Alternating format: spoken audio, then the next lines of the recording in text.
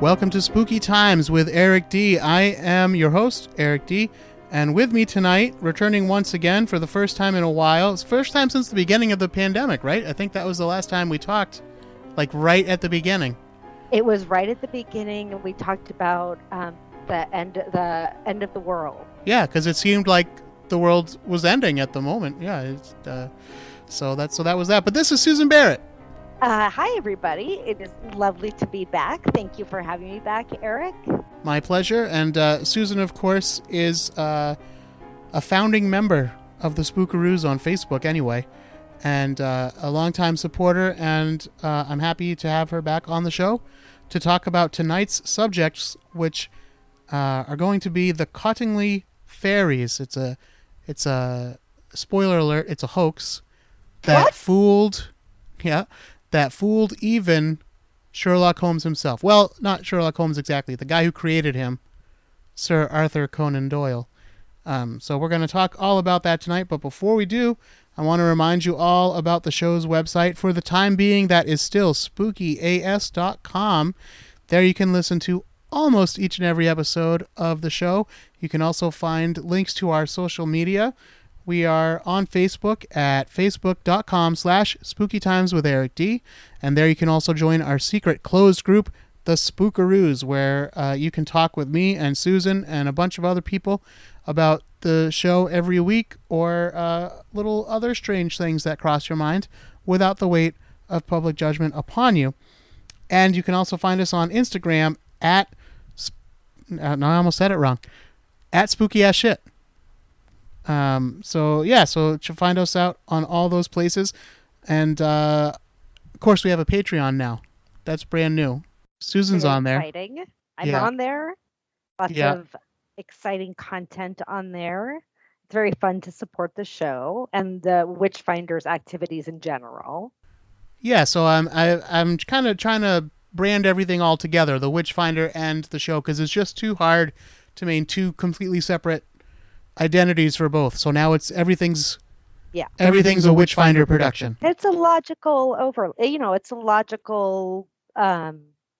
combination of activity. Yeah. So whether you support the podcast, or you support the Witchfinder, or you support both, joining the Patreon is a great way to do it. I'm not expecting to get rich. I'm not expecting to be able to quit my day job over it, but I am happy to say that for the first time since I started the podcast all the way back in the early days of 2016, it's not costing me money to do the podcast anymore each month. So that's good. That's good news. But yeah, you get some exclusive videos. That's mostly what I've been putting up, but I am also going to do some like off-topic podcast episodes, meaning like not necessarily something spooky, but just something either I want to talk about or I have a fun person to talk to, that kind of thing. So I've done a few giveaways with Patreon, and so if you want to try that kind of thing, you go to patreon.com.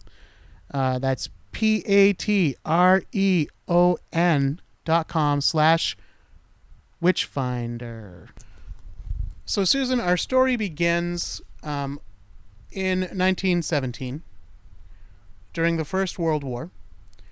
There is a 9-year-old girl named Francis Griffiths who is growing up in South Africa, but her father is called away to serve in the war, and so she and her mother moved temporarily to England with her mother's sister, a woman named Polly Wright, and her husband, Arthur, and their 16-year-old daughter, Elsie. I wanted to say Elise for no reason all of a sudden, but it's Elsie. Now, when they moved to England, Frances liked it because now she had kind of a playmate. She was only 9 years old, and her cousin was 16 years old. But we have to remember this was maybe a gentler time, and it's not like 16-year-old, like now they'd probably either have or at least want their own car. They'd probably have a job. They'd probably be out, doing something and wanted to hang out with their teenage pals and stuff. But back in these days, there was not really all that much to do, and there might be a family car, but it wouldn't be like up for the 16-year-old girl to use out on her own to go out and Yeah, I get much carouse. more the sense that the 16-year-old was just excited to have someone to hang out with and, Yeah. you know, had a kind of she sounds kind of fun. So I'll let you continue with the tale. So these two girls used to play outside a lot, which was a thing that children used to do. And they would go down to a little like river or maybe like a brook that went near their house, which they called the beck. I'm not sure why. Maybe that's an English thing, but they called it the beck. And one day, 9-year-old Frances came home and she was dripping wet. And her mother was upset and said, "Why, why are you walking into the house dripping wet?" And Frances said, "Well, Mom, it's not really my fault. I was outside playing and I saw these fairies. And I was playing with the fairies and that's when I fell into the beck and that's why I'm all wet." So, Susan, Naturally. I'm not a parent, but I know that you are. Yes. If your child had come home and said they fell into the river because they were playing with fairies, what would your response be? Um, I would immediately go out and photograph the fairies or ask my kids to bring back documentary proof of said fairies. Uh, and slash or maybe question the truth of this. Uh-huh. Well, her Frances's mother decided on none of those options. She just said, "Kid, go to bed. Like go change out of your wet clothes and go to your room. Quit mucking around in the beck." So she goes upstairs and she's changing and she's explaining this whole situation to her older cousin, Elsie. And Elsie's like, "Oh, fairies, that sounds interesting. Maybe we should go back down there tomorrow." So they say, "Okay, we will." So they get up early the next day, and their father, Elsie's father, was an avid photographer, which was, photographs have been around for a while at this point, Mm-hmm.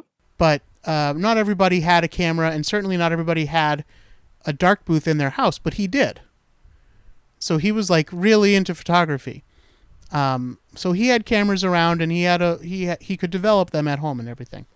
So they said to Elsie's father, they said, do you mind if we borrow one of your cameras? We're going to go outside and play."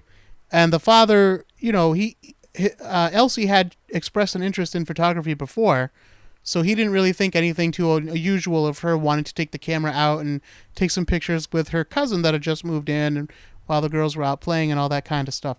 So he said, "Yeah, go ahead, do whatever you want, just be careful." So the two girls go out and they take pictures while they're outside playing, but they return home very excited, and they beg Mr. Wright to develop the plates right away. Now I say plates because remember back in these days, some cameras used glass plates with photo emulsion chemicals on it. Oh, the So thing, yes. you might see them Thing. yeah, you see them in thrift stores a lot. Those glass plates, antique stores, those old timey kind of photo. Those were basically like what a negative would be now for us. So these were glass negatives, glass plates. So he goes to the dark room which he had built under his stairs. Different than a glory hole, I presume. If you listen to episode 200 where we talked about the haunted glory hole. Oh. but a similar situation. Now he develops these pictures, and the first picture is a picture of little Frances, and she is sitting there, kind of behind like a shrub. It looks like, Mm-hmm.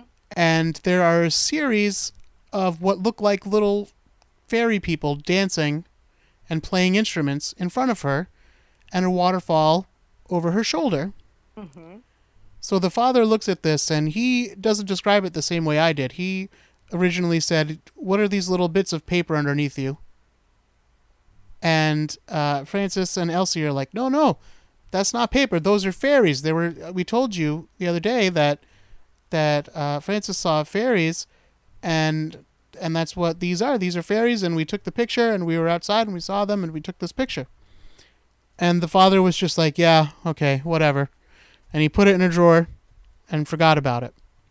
But then a month later, same thing happens. The girls ask to borrow a camera. They go out to play by the beck.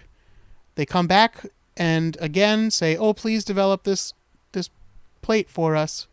And this time, Mr. Wright sees a picture of his own daughter, Elsie, the older daughter, sitting in a field of grass with some trees behind her, and a little, what she would call a gnome, standing kind of in front of her.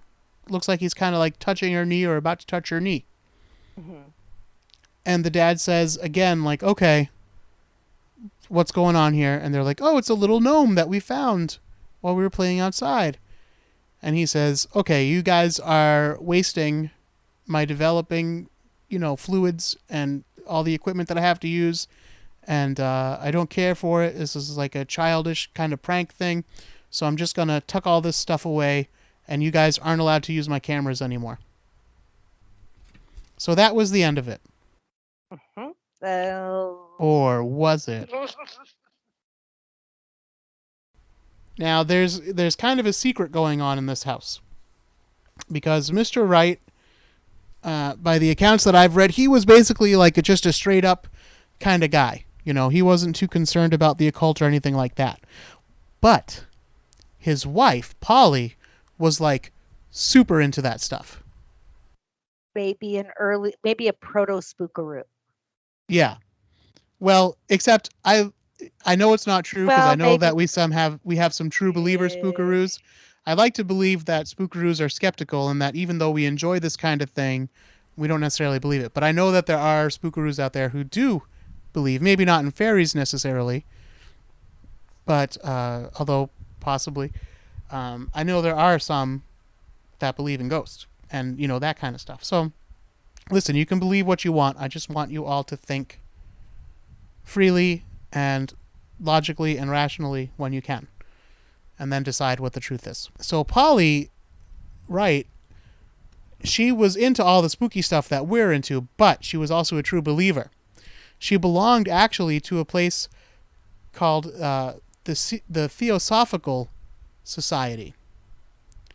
And the Theosophical Society, easy for me to say, was founded by a woman who claimed to be a medium, a very famous woman, actually. We'll do a whole nother episode about her sometime. But she started this over in England, I believe. And basically, this was like a society, not secret society, but a society that believed in like all kinds of spiritual beings and spiritual energies. They also believed that like all spirituality was connected, like in a bigger picture kind of way.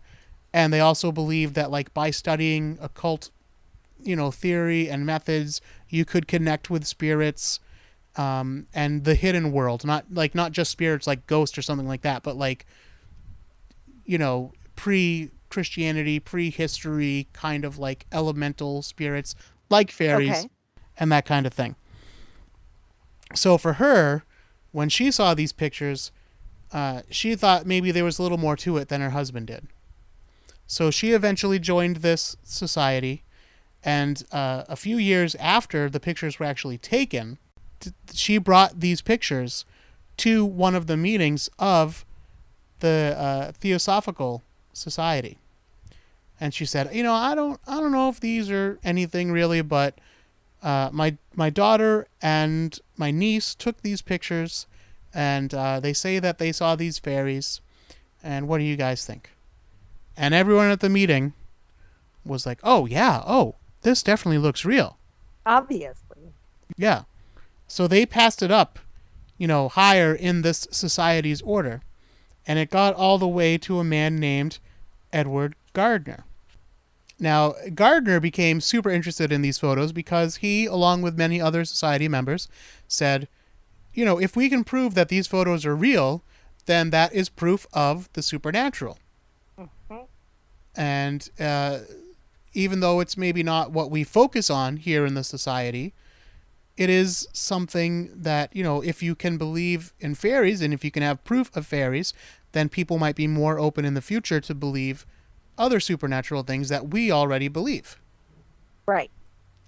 And I would say, too, that fairies in particular, I believe it would be ripe in English culture and, Irish culture.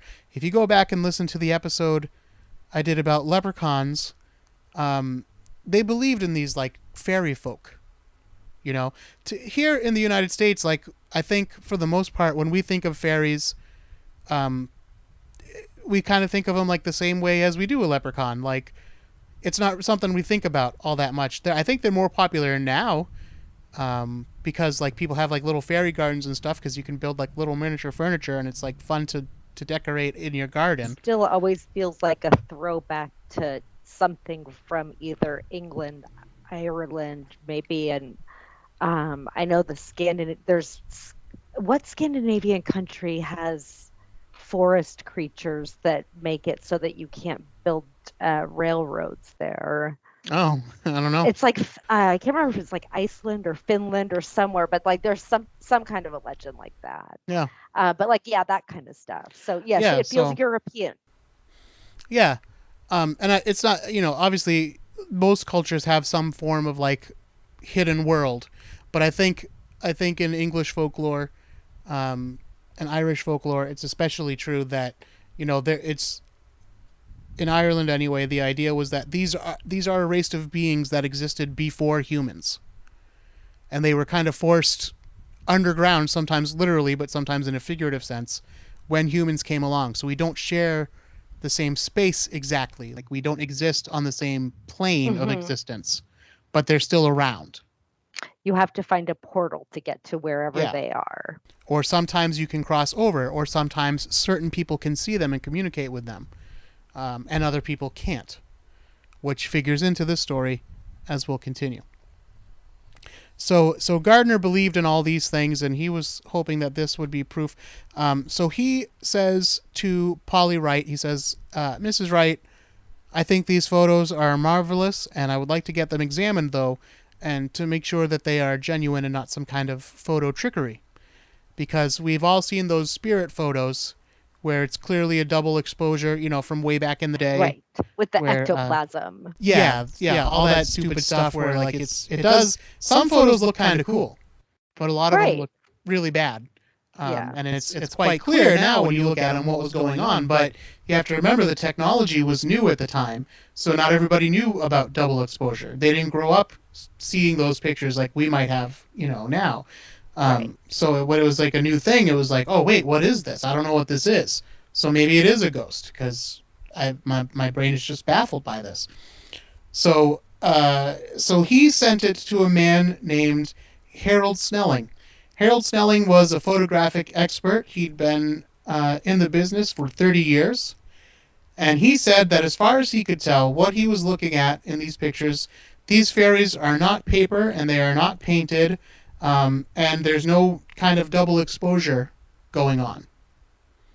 And he also went on to talk about, him and Gardner both go on to describe shutter speeds. Shutter speeds and other, like, technical aspects of the photo are important to the story, but I don't want to get bogged down in that too much because it's not that exciting to talk about. But we are going to talk a little bit about shutter speeds and stuff later on. But for the most part, you can Google these photos. And I don't think there's many people who are going to look at them these days and say, that's a genuine photo of a little girl playing with fairies. They don't look real. Yes. And and in a particular way. Like, the fairies are kind of stylized in a particular way that I'm assuming that what we're looking at is not necessarily like enhanced or anything like that from what they would have been looking at, but there's a different level of detail on the fairies than on the people. Like, it just, they look like they're Yeah. not the same material, let's Yeah. say. My Spoiler. point is, I don't think it's worth boring everybody with like super technical talk about like, Right.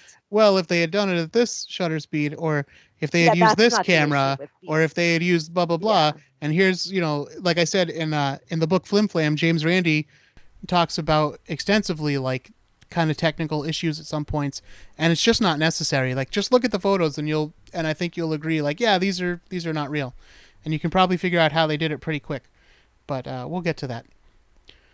Now, Gardner had a sister who knew Sir Arthur Conan Doyle, creator of Sherlock Holmes. Now, he was very well respected at this time because he had been a doctor before he'd been an author.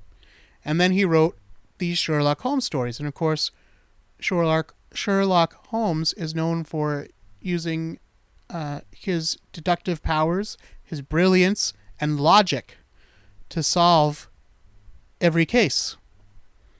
So a lot of people assumed the man who created him must be the same way. He must be very logical. He must be very scientific. He must be very educated. But actually, he, at this time anyway, was a true believer also in so many things. It is worth pointing out that his son had recently died in World War I. So maybe there was a bit of a hole in his heart that he was trying to fill with the supernatural and wanting to believe in, something else. Wanting to. And maybe that's why, particularly at this time, because his son had just died in the war, he was perhaps a little bit more vulnerable than he might have been at other times in his life. But he has a whole history with Houdini as well, so I am familiar with Sir Arthur Conan Doyle and his beliefs through my own readings about Houdini and everything. And they were friends, but Houdini was like, yo, Sir Arthur Conan Doyle, you are wrong about spirit mediums. I've met all of them, and they're all fakes. And, Sir Arthur Conan Doyle was like, well, most of them are fakes, but this one's real. Oh. And, this one's real, and this one. So they had a big dispute about that.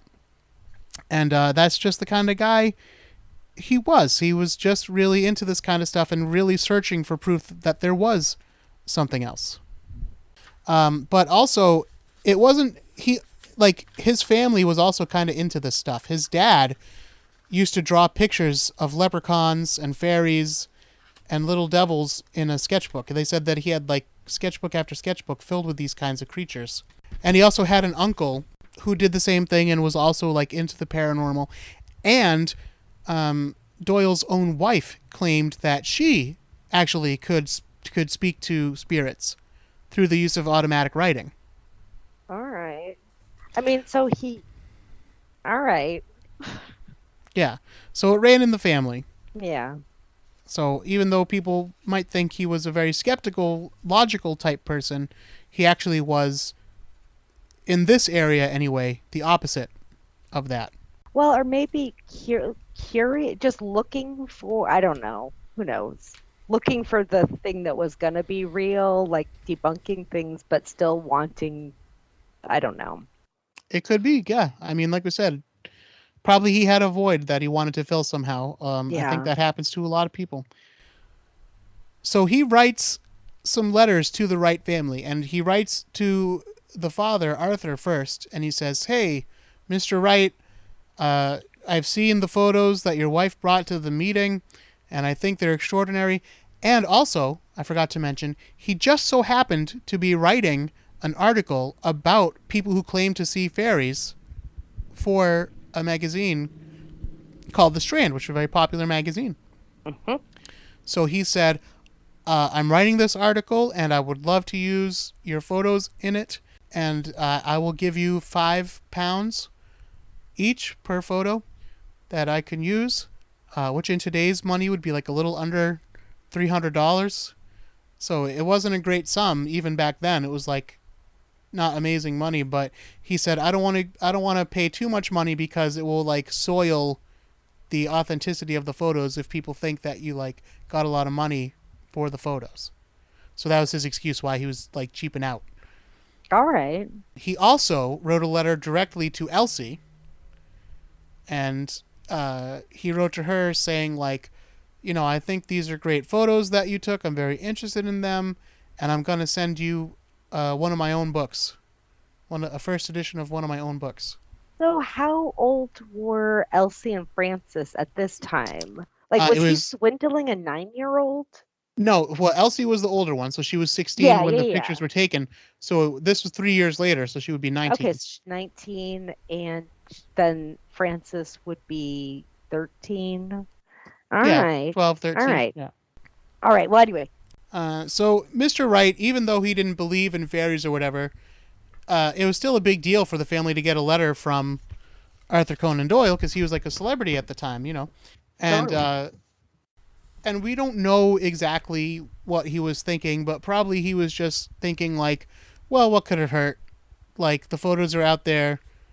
He didn't explain to Arthur Conan Doyle like you can take the photos, but I don't think they're real or anything. He was just like, yeah, sure, go ahead, whatever, do whatever you want with them.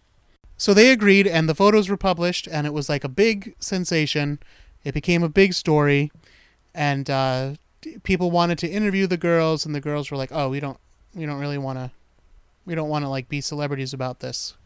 And people were like, "Oh, that's kind of weird." Like you'd think pictures. Oh, yeah.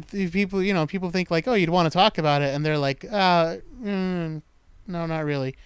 And Mr. Gardner was asking the girls to come on tour with him and give like lectures about the fairies and everything, and they were like, "Yeah, we're not really down for that." Yeah, and then we haven't really talked to the fairies that recently. It's just. Well, funny you should mention that. So the next thing that Gardner did, so now Arthur Conan Doyle had to leave because he was going on a tour of Australia to talk to mediums. And so he left Gardner in charge of the Cottingley Fairy investigation because they were still interested in this. And so they went with their own cameras. And they gave the girls these cameras. And they didn't tell the girls, but the slides, the plates that they would use, had secretly been marked in some way that was supposed to make it so that it was like tamper-proof. The girls wouldn't be able to do double exposures and that kind of thing. The reason why they wanted to do this investigation so quickly, like after having discovered it, is because of Elsie's advancing age. Now, in spiritualist terms and theosociety or whatever belief, basically people who believe in the supernatural, a lot of it is thrown at the feet of like pubescent girls. I mean, what isn't? What right. isn't?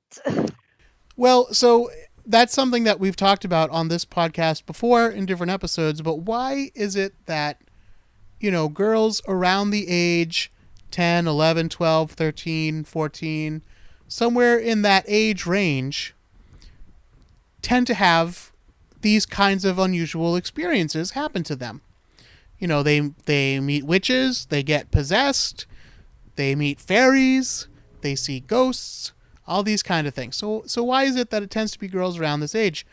And rather than saying like, well, that's an age when girls are likely to act out, right, for one reason or another, people who believe in supernatural things have their own theory, and that is basically that the power of the girl transforming into a woman through puberty is so strong that it attracts supernatural energies.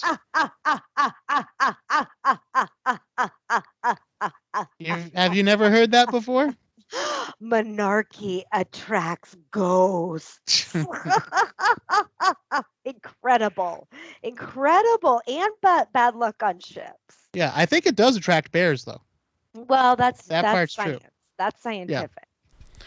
I don't know about ghosts and fairies and that kind of thing, but no, I think they're just saying that like a girl's energy, spiritual energy, becomes so hyper pointed at that point that they are more open to the other world, the hidden world. Oh my gosh, can you imagine, like, if that were true, what would middle schools just be like? Like, they would have, like, like, what, manifested ghosts and poltergeists just everywhere. I mean, if only. If only. But that was a belief at the time, and still a belief that many people have today who believe in this kind of thing. And they were very concerned about it because they said, look, she's going to be 20 soon. She's going to be too old to be able to see these fairies, because they thought, Of like, course. once Of you know course. the bloom was off the rose, so to say, like, then you were too old to experience At the other 20. world. Yeah. Yeah. Oh. So they were like, you got to get out there while you're still a teenager and try again. Yep. So they, like I said, sent them with these special cameras and these specially marked plates, and the girls went out, and Gardner was there when they came back, and he said in a letter that he wrote to Sir Arthur Conan Doyle, he was like, yeah, honestly, a lot of the photos were junk, but we got 3 really good ones. Mm-hmm. And so Arthur Conan Doyle wrote back, and he said, oh, that's great, because if we can prove the existence of fairies, then maybe people will start to believe in some of the other things that we're interested in, like ghosts and that kind of thing, and this will be wonderful. He did say in the letter, however, showing that he was able to use a little bit of critical thinking at least, he did say, quote, it's a curious coincidence that so unique an event should have happened in a family, some members of which were already inclined to occult study. End quote. So at least he was like, it's kind of strange that this happened, like, not once but twice to the same family where they were, like, already interested in this kind of stuff. Yes. It's like that. It's like a lady who talks about UFOs all her life and then suddenly is like, I was abducted by a UFO. You'd be like, yeah, okay. Were you, though? Yeah. So it's that kind of thing. But still, overall, he's into it. He's, like, all about it. So these next photos, there's 3 more photos, and these are the final of the photos. Photo number 3 is a picture of Francis with a fairy jumping near her face. Photo number 4 is a photo of Elsie with a fairy that seems to be presenting her a flower. And photo number 5 is some fairies standing next to what look like cocoons, and they call this one the fairies sunbathing, which we'll explain why in a little bit. So those were the next series of photos. Of course, the girls were older now. I think Elsie, actually, she's very striking looking in some of these photos. Yeah, I mean, they're, it's yeah, they're lovely and talented girls. Now, they went out a third time, and this time they brought, like, special stereo cameras that involved a lot of setup, and, like, you needed people around for it. And also, they brought film cameras. And now, suddenly, the fairies were camera shy. So they didn't get any photos on those occasions. Really? Yeah. Nothing on the video. Isn't that interesting? But the girls said that even though they weren't captured on the photos, they still did see fairies that day. And some of the adults that were there said, oh yeah, I saw some fairies too. All right. And they interviewed the adults and the girls separately. And the girls described the fairies, but they were kind of vague about what they'd seen. They were like, oh yeah, they were like fairies. They were like women in like dresses, and they had hair. You know, it's just a very vague, yeah. And then when they interviewed the adult, he was like, oh yeah, she had like auburn hair and like a long flowing dress with like beads down the side, and like he had this like, big description. And instead of saying like these descriptions don't match, or these people are just making stuff up, what they said was, well, the adult, his power of perception of the other world, the hidden world, must be that much greater because he's, fine-tuned and developed them over the years than the girls. The girls, they're new to this. So they don't have the skill that this guy has. Wow. And that's why his descriptions are so much more thorough. Wow. I mean, Yeah, that's really backing it to the result you want, isn't it? Yeah, I mean the mental gymnastics that go on in these kinds of stories, like it's pretty incredible sometimes that anybody believes anything. You hear things like he this. didn't even have a haunted womb. So, like, why would the fairies be presenting themselves to him? Yeah. Well, he just had practice. He practiced a lot. Ugh. You can either be becoming a woman, or you can just practice really hard. All right. As long as I know the rules. So, the Strand, which was the paper that Sir Arthur Conan Doyle wrote his original story for, when they got wind of these new photos, of course, they wanted a new story. So they printed that one, and it was a huge hit. Sold out everywhere. Big deal. In all the newspapers. But even Sir Arthur Conan Doyle, like, in his writing of the story to go along with these pictures, he was like, well, we can't say for sure that these are real fairies, but, they still, just the idea of fairies, if they do exist, they must exist on a different vibration. That's the word he used, which is interesting if you're into quantum theory and string theory and the vibrations and the way that true believers in the occult and the supernatural try to kind of turn that and make it into a pseudoscience where, ghosts and those kind of things, they even say that today, like, these things do exist, they're just on a different vibration. So it's interesting to hear Sir Arthur Conan Doyle using that term before, string theory and all that stuff was prevalent.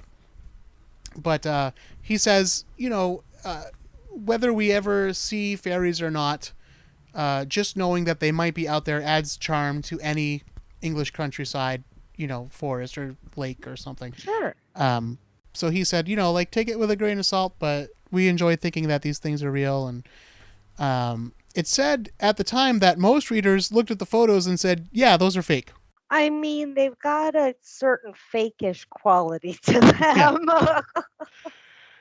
But, Gardner especially would not give up, because this was like basically his pet project now. And he called in more photo experts to say that the photos were real. And, they said they would look at the photos and they'd say, like, yeah, it doesn't look like there's any double exposure or anything. So they're real, like, in that sense. Right. And the Kodak lab said the same thing. They were like, yeah, this seems to be a genuine photo of what was in front of the camera. Exactly. So then he took that as, like, this is verified proof. We have proven these fairies are real. And everyone's like, well, they didn't say the fairies were real. They just said, like, it's not a camera trick, So even at the time, there were skeptics, and the people who were, like, really trying to debunk the photos, aside from just looking at them and saying, like, these photos don't look real, like most people did, they would say, like, they don't look real, and here's why. And one of the points of that was motion in the photos. And this is where shutter speed comes into play. Oh, all right. If you look at the first photo, which is the most famous photo, the photo of Francis sitting with the fairies around her, again, you'll notice there's a waterfall in the background. And the water flowing from the waterfall is very blurry. Because it was in motion. And it was moving faster than the photo was being taken. That's the shutter speed of the photo. Yes. However, these fairies that were allegedly cavorting and playing musical instruments and jumping around with their wings and dancing are perfectly captured. There's no, distortion or any kind of blur or anything like that. It's very, very detailed image. And yes. That's exactly what's wrong with it. So people noticed that. That's one of the first things that people noticed. And so Gardner was like, oh no, they were using a really fast shutter speed. It was like half a second, maybe 1 second long. So, the fairies had slowed down. They essentially posed to take this photo, even though some of the poses they were in looked like maybe not poses you would hold, you know. And look, Right. they're supposed to look in motion, Like you they're know. jumping and Yeah. And that will another photo, the photo of the jumping fairy, where it looks like Francis is kind of like moving her face away. Francis is blurred in that photo because she was moving. Right. But the fairy is clear as day. They're even more, the drawings are, well, potential spoiler about what my theory is, but it's a much more detailed image even than the girls are. Right. So people were like, well, how did this jumping fairy not have any motion blur? But she did. And so Gardner was like, oh, that's because the fairy wasn't jumping. It was hovering right there.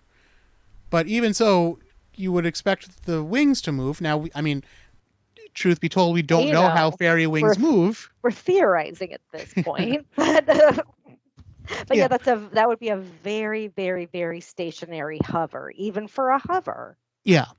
So it just didn't seem to make sense. And then also, people knew what kind of camera these girls used.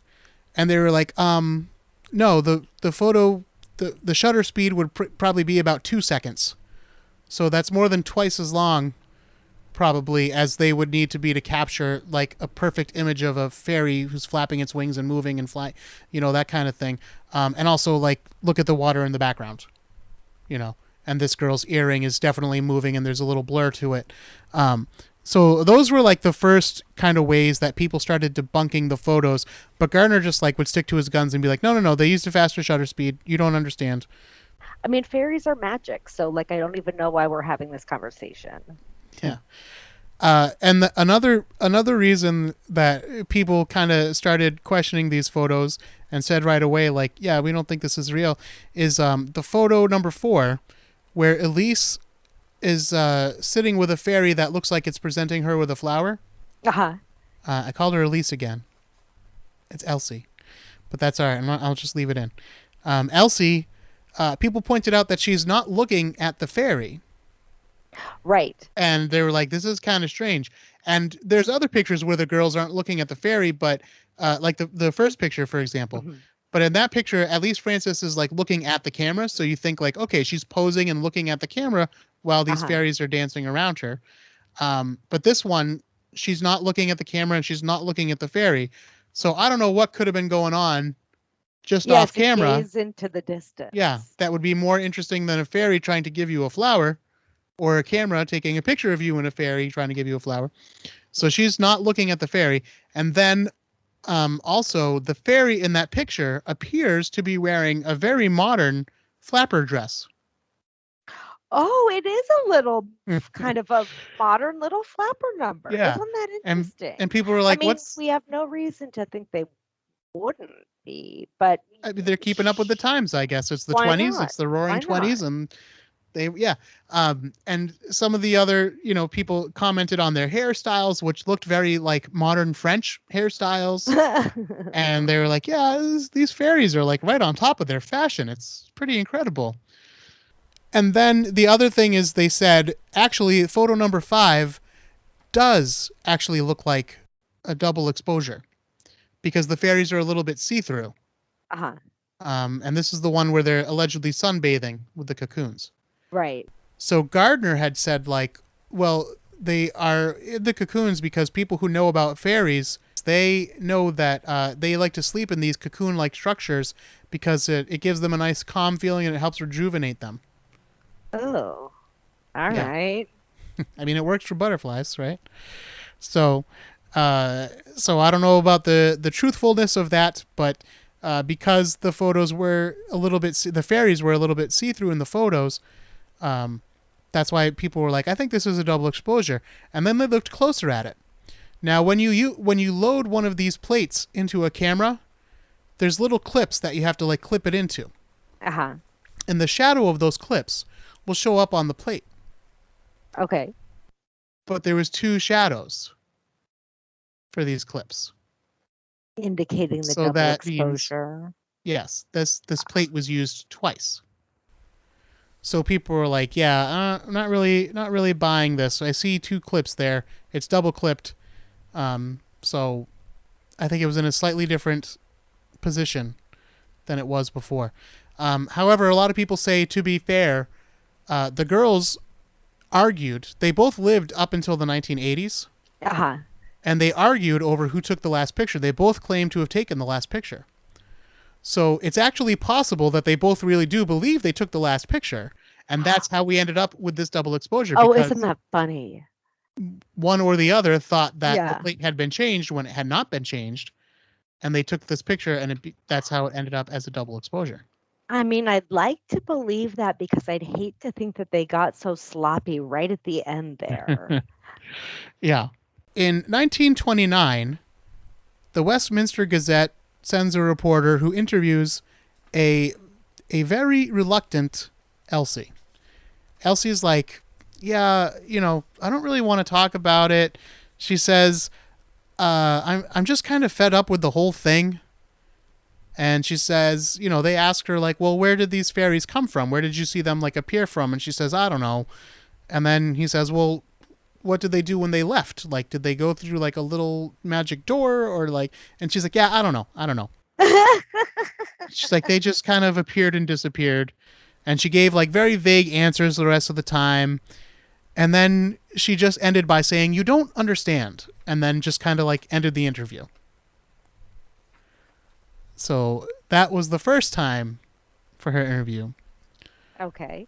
Then 50 years later, the BBC interviewed her again.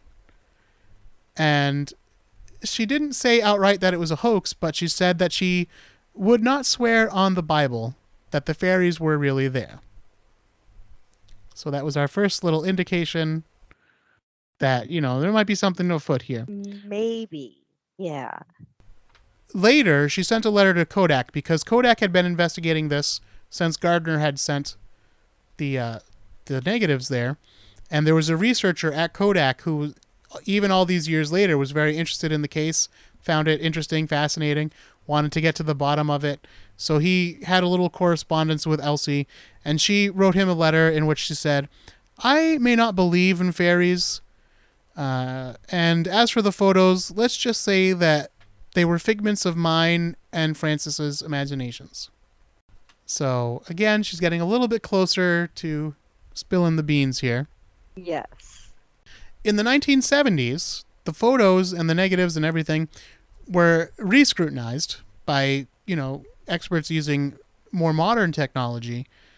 And when they put them through, like, scanners and everything like that, they realized that the fairies in the photos lacked any kind of depth. They looked basically like 2D images as opposed to the 3D or 4D images of the girls. Like, there were shadows in places, and the fairies didn't have any of these kind of shadows or anything like that. And I think, to me, that's the reason why when you look at them, they immediately look fake, is that there's no, like, they just look like pictures. Like, yes. So I think that's the main thing. And then also, using this enhanced technology, you could also see string in some of the photos. Oh. Well, I mean, they couldn't have known that, the technology was gonna develop that way, you know. So then, I guess I can't fault them for that. Yeah. So then, like I said, in the early 80s, James Randi writes a book called Flim Flam, where he covers the case and goes into great detail about how and why this must be a fake, even though the girls are still claiming that these are real. But he points out that the pictures look very, very, very similar to illustrations found in a children's book that was popular at the turn of the century called Princess Mary's Gift Book. And he publishes pictures of the sketches of the fairies and also these figures in the book. And he says they're in the exact same poses. They have the same kind of hairstyles. They're doing the same kind of activities. And he wasn't the first person to point this out. Other people had found out this coincidence as well, but he was the first one to, like, publish it with the pictures and everything and, like, say, like, these, he said flat out, like, these girls took these pictures from this book. Yeah. And, put wings on them. Yeah. And that's how we got these fairies. So, then, finally, in 1987, Elsie writes a letter to a photojournalist who had written an in-depth article critical of the fairies for their journal of photography. So these were still pictures that are capturing people's imagination and piquing their interest all these years later. And this guy's writing for a photojournalism magazine, and he's going over the case and saying, like, yeah, these really don't seem to be real, but it's interesting. And he's saying, these kind of look like pictures from a book, and the girls were just kind of standing behind them. And Elsie writes to him and praises the writer for his intelligence and decides to come clean. She says the girls had, in fact, copied images from the book referenced by Randy, Princess Mary. Was that the book? Margaret's gift book. No, Princess Mary. Oh, really? That's what I have written down, but it could be Margaret. Okay. I'm not here to question you. I don't know if it's true. All right. So anyway, she says, yeah. Elsie says the pictures were in fact copied from the children's book aforementioned, and that basically, like, she just drew them, like she traced over them and then added some wings and painted them. Yeah, that's exactly what it looks like. Yeah. And she says, we went out, we took the pictures, we just used like hat pins from around the house to stick them up into the ground, or we would tie them to a stick, or we would tie them to a tree and let them hang down, or to a leaf or something. And that's how we took the pictures. And when we were done the first day, we just threw them in the river. We threw them in the beck to get rid of the pictures after that. And it was like just a little prank to fool our mom and dad. She did mention in the letter that one of the reasons she felt like she couldn't confess that it was a hoax at the time was because she felt bad for Sir Arthur Conan Doyle. And she said, he had just lost a son. He definitely wanted to believe in this kind of thing. And I didn't want to be the person to tell him, like, no, this isn't real. And then other adults seemed so, real about it. Francis, for her part, she chimed in and said, yeah, we did fake the photos. They are all fake, except for photo number 5, the fairy sunbathing one. She said, no, that one is a real photo. Oh, Francis. Yeah. So there's a lot of question about like why the girls would do this and why people would believe it and all that kind of stuff. To me, it seems like it just started off like a childhood prank. Like, yeah, I mean, the answer to why is because they were bored. Yeah. My cousin and I used to play with my aunt and uncle's camcorder all the time. When I was, a child, we used to make our own movies and stuff. And I didn't think of it at the time, and I'm surprised I didn't. But we never staged like a haunting or anything, but that would have been fun. And I could see where, if we had thought of it, we'd be like, oh, Auntie, you got to see this video. I think we just caught a ghost on video, or something like that. Oh, and, for sure. Yeah, it's the same kind of thing. And they didn't expect it was going to turn into this whole thing. In fact, in another letter that turned up between Francis and Elsie, Francis says, like, look, I had never signed up for this whole celebrity aspect of it. Like, she said, I knew that we were in trouble when Mr. Gardner was like, hey, why don't you come on these tours with me and just sit on stage while I present your photos and everything. And she's like, I'm really not into that, Like, it just seems like it got to a point where it was too big for them to say, you guys, yeah, like this is something that we did with paper and hat pins. And that I just feel like my heart kind of breaks for them when the book was written, saying like, by the way, I can tell it's this book you traced. Yeah. And then they're, at whatever age they were at the time, whatever, in their 60s or something, just kind of going like, I'm trying to just live my life and move on past the thing I did when I was 9. Yeah. Yeah, that's the crazy part about it. Like, this girl was 9 years old. I mean, the 16-year-old, like, maybe, should have known a little bit more. But your frontal lobe isn't fully developed until you're 25. Well, you certainly don't think you're going to be talking about it into your 80s or whatever, Exactly. Yeah. So, and especially like she couldn't imagine. And then like just the way the world changed, like there was no television when they did these things. Like they couldn't perceive that like people were going to be coming at them from the BBC, all these years later. Exactly. And, and it's like, yeah. So It just, Yeah. I think, like you said, it just kind of ballooned out of control from their end. I've heard other reports say that, it could be that they were concerned about their father's like kind of station in life, and like it would make him look bad if his daughters had pulled off this hoax and everything. Um, and they, that they were worried that people wouldn't believe them since Sir Arthur Conan Doyle believed it, and I they'd mean, there's believe that him over too. them. Well, and they presumptively were like governed by their haunted womb. So, Yeah. like who is going to believe them? Well, and the other problem was, why did people believe it? Part of it was because people were like, oh, well, these are just simple country children. They couldn't pull off a hoax like this. And it's like, meanwhile, they didn't have to do anything really to pull off this hoax. It's so simple. It's like, It's a tale of underestimating yeah. like teen and preteen girls. And like we said, it was not their intention to fool the world. They were just trying to get a rise out of their mom and dad. Right.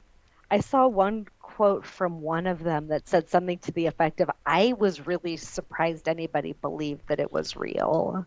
Yeah, well, that's I think why Elsie expressed like such joy that like this writer in the 80s had like figured it out, and she's like, finally, someone like, yes, that's like, exactly what we did. They finally, yes. Oh my gosh. But I just feel so bad for them later in life. Yeah. I mean, and also like this is a pretty harmless one. It's not the same as like saying like I saw a specific ghost of this specific person or like this person's relative, and now I can make money like talking to spirits and like all this stuff. The girls didn't seek out money, which was another thing that people were like, well, they didn't have any reason to pull this hoax, so why would they have? But again, that's you're thinking too big, and these girls weren't thinking big when they did this. Right. This was just like a little thing to get a rise out of somebody. But it really says a lot more about the adults at the time than it does the girls, as is often the case in these kinds of stories, I feel like. Yeah, very much so. I think they were just really underestimated. And it's I just wish it didn't have to be like a something that they were having to feel like they had to lie about through their whole lives. If they had just felt okay about saying, no, adults, you're at the age of 18, saying, adults, you're all idiots. I can't believe you believe this. Yeah. Yeah. And I think we don't know where the later pictures come from, but I wouldn't be surprised to hear that they came from like some fashion book or fashion magazine. And that's why it was like a flapper with like, this fashion hair and everything. Yeah, the latest hairstyle. Yeah. Oh, I love it. So Susan, you said that you were familiar with this story. Yes. The Cottingley Fairies. I was not familiar with them, I don't think, until I read a book by James Randi. And James Randi was a conjurer, is what he liked to call it, but we more regularly would probably call him a magician. And he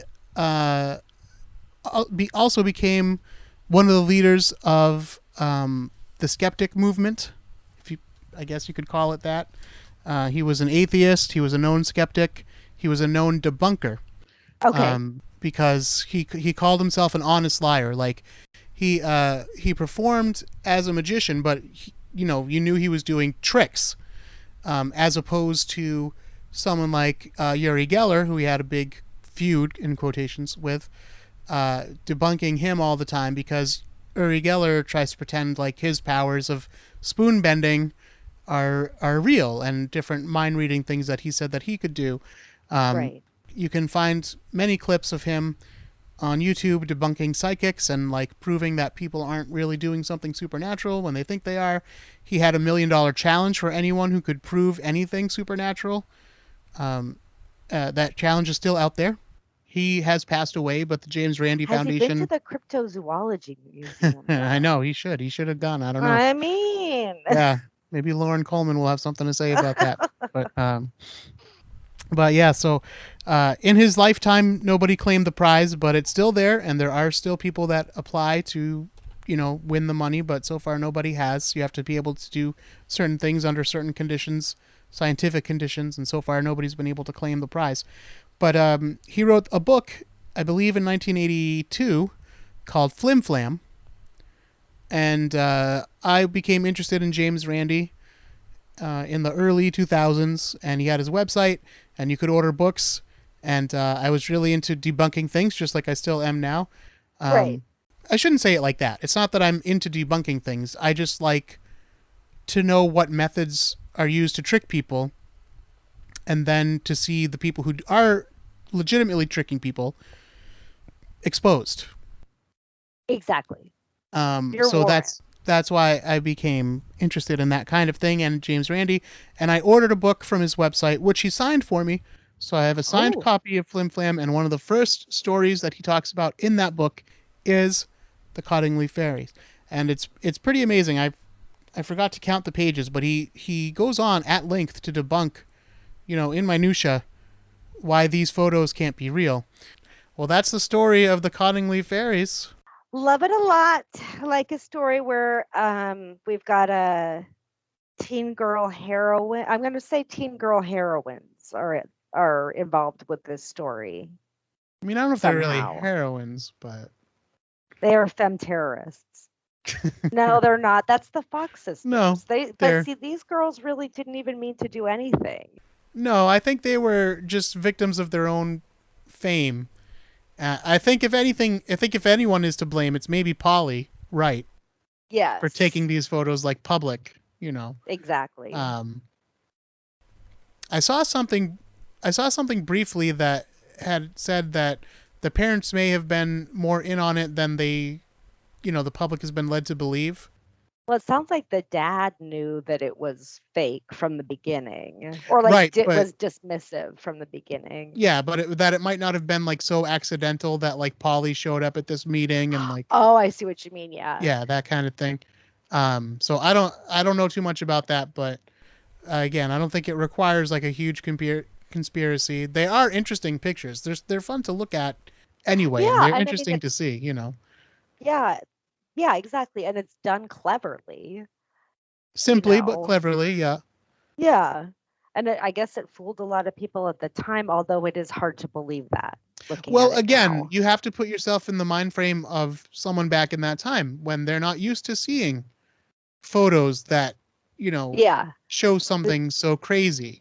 Well, so they don't know what the quality of like motion in a photograph looks like. Right, or the difference between a 2D image and a 4D image together in one frame. Like to us now, it looks pretty silly.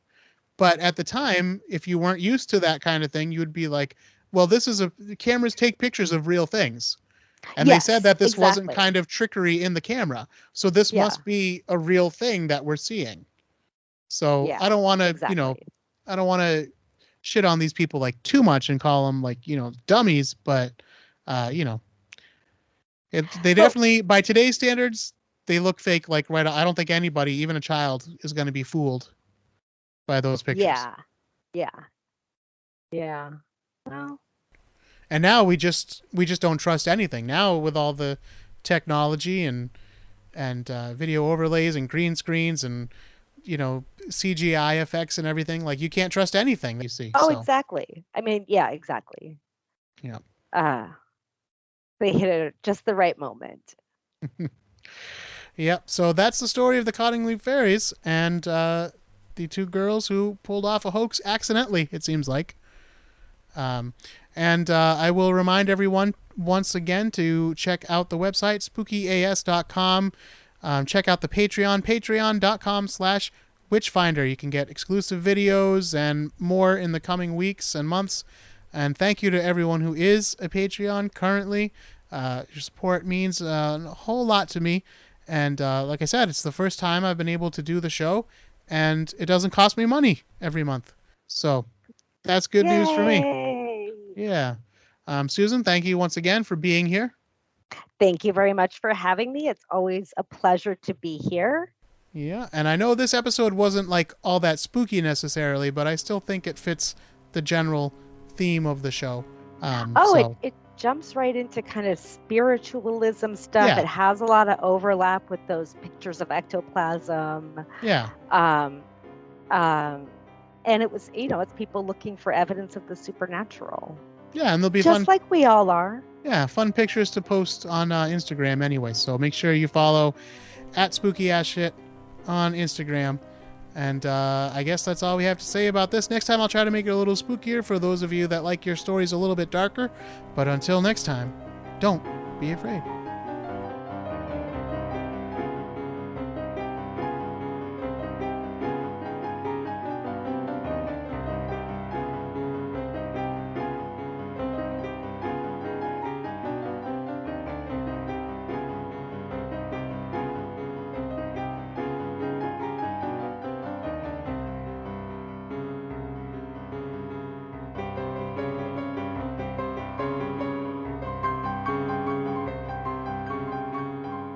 Spooky Times is a Witchfinder production.